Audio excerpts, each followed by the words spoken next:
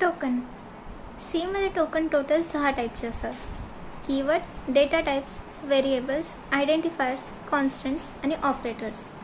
आता सर्वात पहिला आहे कीवर्ड्स. सी मध्ये टोटल 32 कीवर्ड आहे.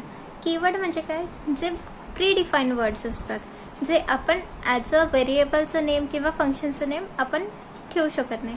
का, कारण की त्यांचं एक स्पेसिफिक फंक्शन ऑलरेडी जे त्यांचे वर्किंग असते ते त्या नावाशी ऑलरेडी कम्प्युटरमध्ये फिक्स असते. जसं की कॅर हे आपण व्हेरिएबल डिक्लेअर करताना त्याची साईज डिफाईन करायसाठी, त्याचं वर्क काय आहे हे सगळं डिफाईन करायसाठी आपण character, integer, float, double point हे सगळे काही वापरत असतो. यांना म्हणतात primitive data type. User define data type म्हणजे स्ट्रक्ट, युनियन आणि इन्युमरेटर. आता ह्याचे साइन, अनसाइन, शॉर्ट, लॉंग हे काय आहे, हे डेटा टाईप मॉडिफायर आहे. स्टोरेज क्लासमध्ये असतात ऑटो, एक्सटेंड, स्टॅटिक, रजिस्टर आणि if, else, switch, for, while, do, case, default हे सगळे कंट्रोल स्ट्रक्चरमध्ये असतात. आणि कॉन्स्ट आणि व्होलाटाईल. कॉन्स्टंट म्हणजे ज्याची व्हॅल्यू आपण चेंज करू शकत नाही आणि व्होलाटाईल म्हणजे ज्याची व्हॅल्यू आपण चेंज करू शकतो. आणि डेटा टाईप हे झाले डेटा टाईप क्वालिफायर. आणि ब्रेक आणि कंटिन्यू म्हणजे एखादं आपल्याला तर केसेस वापरत असतो तर त्याच्यामध्ये आपण ब्रेक आणि कंटिन्यू हे कीवर्ड्स जास्त वापरत असतो. आता नेक्स्ट आहे data types of C and C++. आता डेटा टाईप्स टोटल 3 टाईपचे असतात. प्रिमिटिव्ह, डिराइव्ड आणि युजर डिफाईन्ड. प्रिमिटिव्हमध्ये असतं कॅरेक्टर, इंटिजर, फ्लोट, डबल आणि व्हॉइड. डिराइव्डमध्ये असतं ॲरे, पॉइंटर, फंक्शन. आणि युजर डिफाईनमध्ये असतं स्ट्रक्चर, युनियन, इन्युमरेटर आणि क्लास. हे C++मध्ये असतं, सीमध्ये नसतं. आता पहिलं बघूया आपण primitive data type. Primitive data टाईपमध्ये असतात कॅरेक्टर, इंटिजर, फ्लोट, डबल आणि व्हॉइड. कॅरेक्टर जे असतं ते कॅरेक्टर्सला स्टोअर करण्यासाठी आपण यूज करतो. जसं की ABCD, capital ABCD, small ABCD. कॅरेक्टरची जी साईज असते सीमध्ये तर ती असते 1 बाईट म्हणजेच 8 बीट. जेव्हा 16 बीट OS होती तेव्हा पण कॅरेक्टरची साईज 8 बीट किंवा 1 बाईटच होती. पहिलेच्या काळात 16 बीट ऑपरेटिंग सिस्टम होती. आता मॅक्झिमम आपल्याकडे 32 बीट OS किंवा 64 बीट OSच आहे. तर मग आता हे 16 बीटचा जमाना गेला. नेक्स्ट इंटिजर जो होता तेव्हा 16 बीट OS असताना तो 2 बाईटचा होता म्हणजे 16 बीटचा होता. बट आताच्या सिस्टीममध्ये इंटिजर हा 4 बाईट्सचा झाला आहे. का, कारण की आपल्याला जे कॅल्क्युलेशन करायचं असतं त्याचं ते मोठ्या डिजिट्समध्ये करायचं आहे. डेटा आपला मोठा होत चालला आहे. सो इंटिजर 4 बाईट्सचा झाला आहे. फ्लोट हा 4 बाईटचा आहे आणि आता पण 4 बाईटचाच आहे कारण की 4 बाईट इनफ असतात. म्हणजेच 4 बाईट म्हणजे टोटल त्याच्यामध्ये स्पेस आपल्याला 2^32 असतं, जे की खूप जास्त होऊन जाते. आणि डबल 8 बाईटचा होता, आता पण 8 बाईटचाच आहे. आणि व्हॉइडला स्पेस लागत नाही. व्हॉइड हा 0 बाईटचाच होता, तो आता पण 0 बाईटचाच आहे.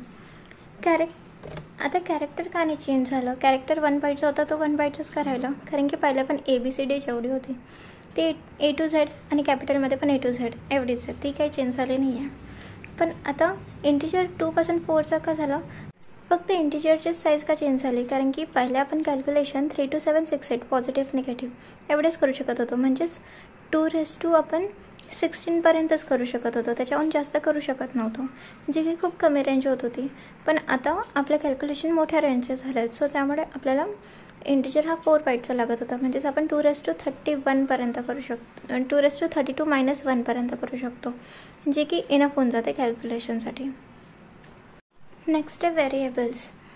व्हेरिएबल्स म्हणजे काय, एक असा मिनिंगफुल शब्द जो आपण डेटाला स्टोअर करण्यासाठी आपण लिहित असतो. जसं की मी लिहिलं कॅर CH. CH हा एक असा शब्द आहे ज्याच्यामध्ये आपण कॅरेक्टरला स्टोअर करू शकतो. इंट I म्हणजे ज्याच्यामध्ये आपण इंटिजरचे म्हणजेच व्हॅल्यू स्टोअर करू शकतो जे पॉईंटमध्ये नाही आहे. जसं की 9, -9, 7, 0 हे असे व्हॅल्यूज आपण इंटिजरमध्ये स्टोअर करू शकतो. फ्लोटमध्ये आपण पॉईंटचे व्हॅल्यू स्टोअर करतो, जसं की 9.7, 6, 3.2, 0.01 किंवा हे मायनसमध्ये पण. आणि फ्लोटमध्ये कंपल्सरी F असतं. जर आपण फ्लोट लिहिलं, जसं की फ्लोट n = 9.8 लिहिलं तर तो डबलच डिफाईन होतो. फ्लोटमध्ये नसतो. जोपर्यंत आपण एफ लिहित नाही तोपर्यंत त्याला फ्लोट हे म्हटलं जात नाही. तर मग कंपल्सरी इथे एफ लिहिणं गरजेचं असतं. आणि डबलमध्ये आपण पॉईंटचीच व्हॅल्यू लिहितो, पण त्याचं प्रिसिजन जास्त असतं, जसं की 9.7777111. हे असं पॉईंट नंतरचे जेवढे डिजिट जास्त आपल्याला स्टोअर करायचे असतील तर मग आपण डबल वापरत असतो. आता व्हेरिएबलचे 2 टाईप असतात, एक तर डिक्लरेशन, दुसरं असतं इनिशियलायझेशन. डिक्लरेशन म्हणजे जस्ट आपण व्हेरिएबल डिफाईन करतो आहे, जसं की कॅर CH.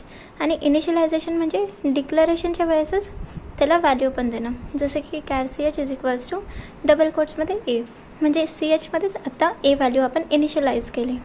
इथे काय लिहिलं आहे, फक्त इंट आय. इथे काय लिहिलं आहे, int i is equals to 11, म्हणजे 11 ही व्हॅल्यू आपण आयमध्ये स्टोअर करतो आहे. तसंच फ्लोट आणि डबलचं पण इथे मी फक्त के नावाचा एक व्हेरिएबल बनवला, इथे एम नावाचा एक व्हेरिएबल बनवला, पण इथे कोणती व्हॅल्यू असाइन नाही केली. हे काय करते आहे, मी इथे फक्त डिक्लेअर करते. आणि इथे मी काय केलं आहे, एफमध्ये 3.14 एफ ही व्हॅल्यू त्याला इनिशियलाइज केली आहे. इथे 5.4 इनिशियलाइज केलं आहे. डिक्लरेशनच्या वेळेसच इनिशियलाइज करणं ते झालं इनिशियलायझेशन, आणि जस्ट डिक्लेअर करणं म्हणजे असतं डिक्लरेशन. आयडेंटिफायर. आता आयडेंटिफायर काय असतो, जो आयडेंटिफाय करण्यासाठी आपण यूज करत असतो. काय आयडेंटिफाय करतो, एकतर व्हेरिएबल, फंक्शन किंवा एखादा युजर डिफाईन्ड एंटिटी.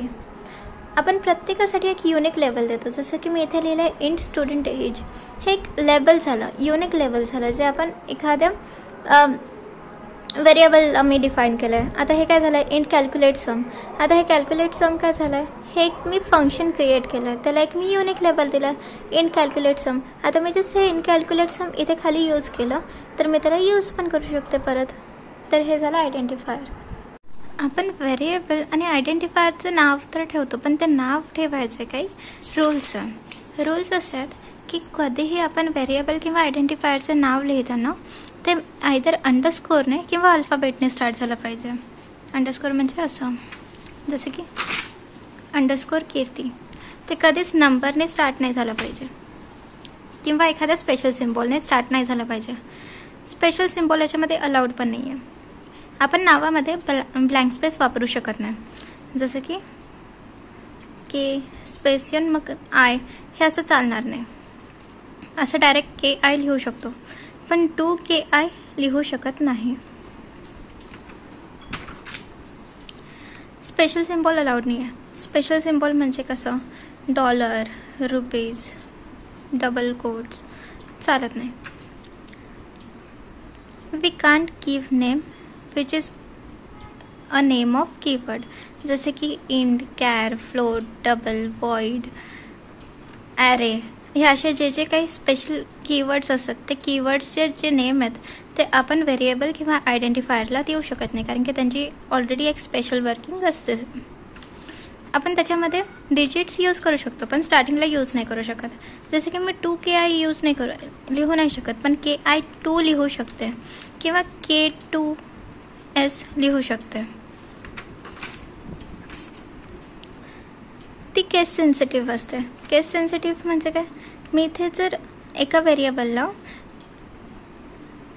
के नाव देत असेल स्मॉलवालं, तर मी दुसऱ्या व्हेरिएबलला कॅपिटल के देऊ शकते. जर केमध्ये 5 ही व्हॅल्यू स्टोअर केलेली असेल स्मॉलमध्ये, तर तीच कॅपिटल केची व्हॅल्यू नसणार, म्हणजे ती केस सेन्सिटिव्ह नाही आहे. समजा कॅपिटल केमध्ये व्हॅल्यू मी स्टोअर केली असेल 6 आणि याच्यामध्ये 5, तर दोघंही व्हेरिएबल्समध्ये वेगवेगळी व्हॅल्यू असणार, सेम व्हॅल्यू नसणार. ती केस सेन्सिटिव्ह आहे.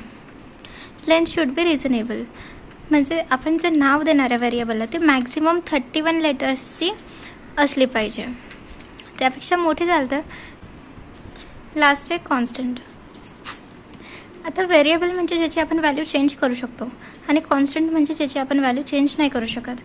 कॉन्स्टंटची व्हॅल्यू आपल्याला इनिशियलायझेशनच्या वेळेसच द्यावं लागते. असं का, कारण की समजा की मी लिहिते आहे कॉन्स्ट के, तर मग के नावाचं तो मेमरीमध्ये त्याला जागा देऊन टाकेल कुठेतरी, तर त्या जागेमध्ये ऑलरेडी काहीतरी गार्बेज व्हॅल्यू असते, असं समथिंग काहीतरी व्हॅल्यू असणार त्याच्यामध्ये. तर ती व्हॅल्यू गार्बेजची जी आहे तीच मेमरीमध्ये स्टोअर होऊन जाईल केची, कारण की आपण कॉन्स्टंटची व्हॅल्यू चेंज करू शकत नाही. म्हणून जेव्हाही आपण कॉन्स्टंट व्हेरिएबल डिफाईन करणार तेव्हाच आपल्याला त्याला व्हॅल्यू देऊन टाकावं लागते, जसं की 0. मग एकदा 0 दिली तर ती आपण पूर्ण प्रोग्राममध्ये चेंज करू शकत नाही. जर 10 दिली तर अख्ख्या प्रोग्राममध्ये आपण त्याची व्हॅल्यू चेंज करू शकत नाही.